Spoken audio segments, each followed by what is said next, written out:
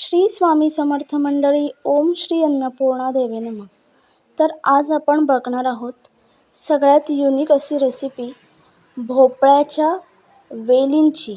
म्हणजे त्याच्या वरची जी कोवळी कोवळी पानं आणि देठं असतात ना, त्यांची भाजी आपण बनवणार आहोत. गावात कसं होतं, जास्ती भाज्या वगैरे मिळत नाहीत, तर मग ज्या रानभाज्या असतात त्यातूनच नवीन नवीन रेसिपीज तयार केल्या जातात.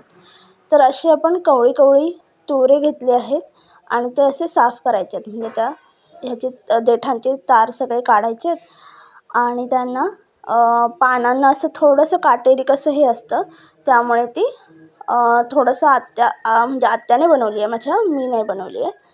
तर ती थोडीशी अशी मळल्यासारखी करते, म्हणजे ते थोडेसे मोडले जातात, म्हणजे ती काटेरी असतं ते, मग घशाला टोचत नाही. आणि अशी वेळीवर धुवून घेतली आहे. त्यानंतर वेळीवर एकदम बारीक चिरून घ्यायची आहे. ह्या भाजीचं एक वैशिष्ट्य आहे की ही फोडणीला घालायला लागत नाही, असंच कढईमध्ये ठेवलं तरी चालतंय. यासाठी मी मूग डाळ 1 वाटी भिजत घातली होती. तर आता यात ओली मिरची घातली तरी चालते, पण सुक्या मिरचीची चव जरा वेगळीच लागते. मग मी 2-3 सुक्या मिरच्या घातल्या आहेत. भिजत घातलेली मूग डाळ आणि 2 कांदे एवढंच घातलेलं आहे. आणि ही भाजी, आणि अशी थोडंसं पाणी घालायचं.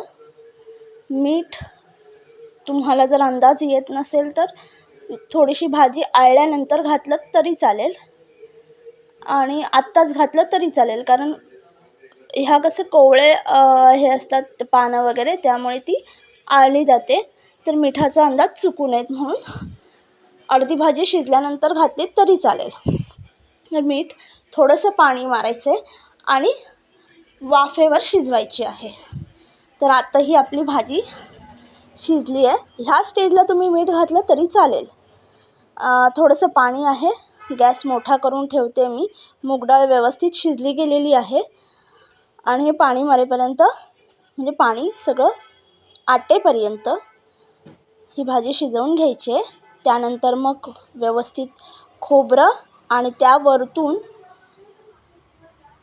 खोबऱ्याचं तेल घालायचं आहे. त्याची चव एक वेगळीच लागते आणि आपली भाजी तयार आहे.